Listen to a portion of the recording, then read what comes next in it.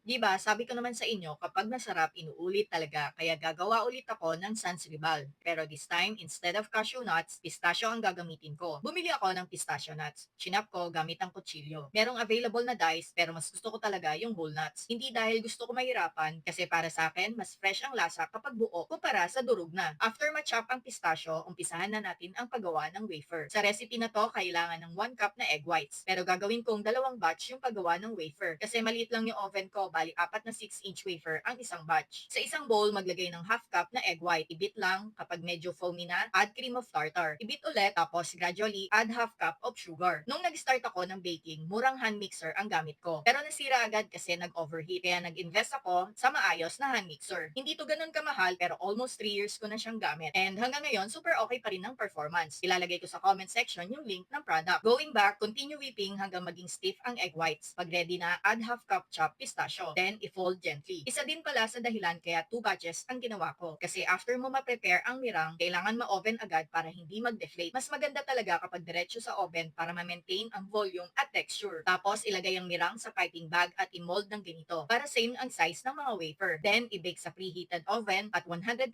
degrees Celsius for 2 hours. Actually, hindi talaga baking ang tawag dito. Drying siya, kaya mas matagal ang process ng pagluluto. Kapag dry at evenly brown na ang ibabaw, iset aside to cool down. Then, tsaka ulit mag-start for second batch ng wafer. Habang nag-aantay maluto lahat ng wafer, let's start prepare the buttercream. Paghaluin ng salted butter, powdered sugar, and cream. I-whip hanggang mag-well incorporate at maging smooth. Kapag ready na lahat ng wafer, simulan na ang layering. Maglagay ng konting buttercream sa base para dumikit ang wafer. Ilagay ang unang wafer, pahiran ng buttercream on top, tapos ulitin lang, wafer, buttercream, hanggang mailagay lahat ng layers. Then, yung side naman hanggang makover lahat ng buttercream. Tapos, sprinkle ang pistachio nuts sa gilid, then tsaka lagyan ang ibabaw. Then, tapos na. Nilagay ko muna sa fridge for 30 minutes para mag-set yung buttercream and ready na for serving. Kaya medyo mahal ang Sansribal bukod sa pricey ang ingredients, lalo na yung nuts, matagal din siyang lutuin. Nung pinatikim ko sa kanya, tsaka ko lang sinabi kung magkano ang bili ko sa pistachio nuts. Tapos sabi niya, mahal pala yan, pero okay lang, masarap naman. Mahal man ang ingredients, pero kakaiba ang experience ng Sansribal.